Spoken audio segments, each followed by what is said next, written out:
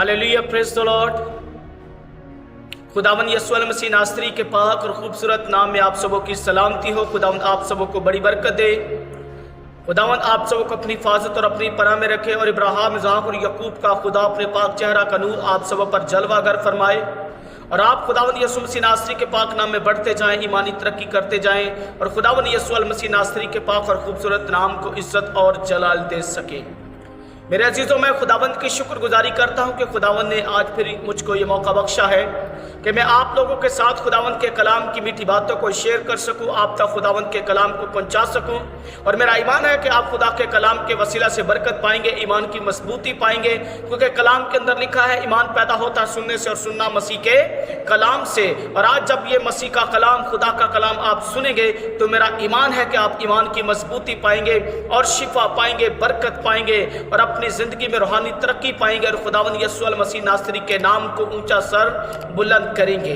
इसी के साथ साथ आइए हम आगे बढ़ते हैं। खुदावंद के जिंदा पाक कलाम में से हमारे लिए आज की तलावत मुकद्दस मत्ती रसूल की मार्फत लिखा गया खुदावंद यीशु मसीह का अंजीली बयान, उसका 10 बाब 12 आयत से लेकर 24 आयत तक 25 आयत तक हम खुदा के कलाम में से पढ़ेंगे।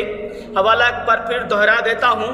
खुदावंद यीशु मसीह नासरी के पाक और खूबसूरत कलाम में से मुकद्दस मत्ती रसूल की मार्फत लिखी गई खुदावंद यीशु मसीह की तालीम, खुदावंद यीशु मसीह का अंजीली बयान, उसका 10 बाब 12 आयत से लेकर 25 आयत तक हम खुदा के कलाम में से पढ़ेंगे। कलाम खुदा में कुछ यूं तहरीर है।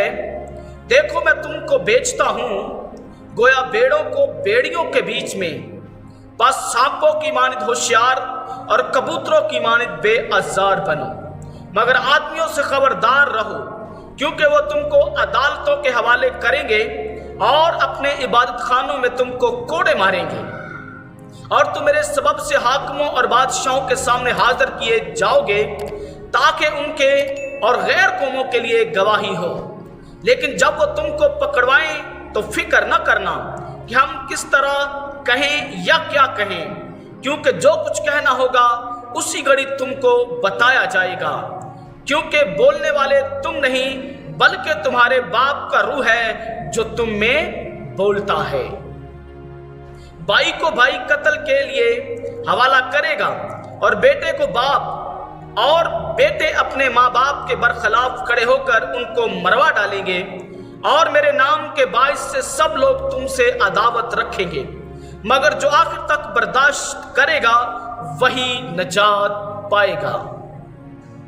लेकिन जब तुमको एक शहर में सताएं तो दूसरे को भाग जाओ, क्योंकि मैं तुमसे सच कहता हूं कि तुम इस्राएल के सब शहरों में ना फिर चुकोगे कि इब्ने आदम आ जाएगा। शागिर्द अपने उस्ताद से बड़ा नहीं होता और न नौकर अपने मालिक से। शागिर्द के लिए यह काफी है कि अपने उस्ताद की मानित हो और नौकर के लिए यह कि अपने मालिक की मानित हो।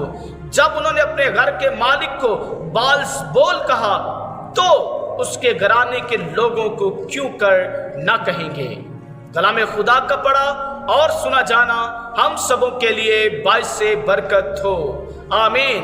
खुदावंद का शुक्र हो। God bless you all.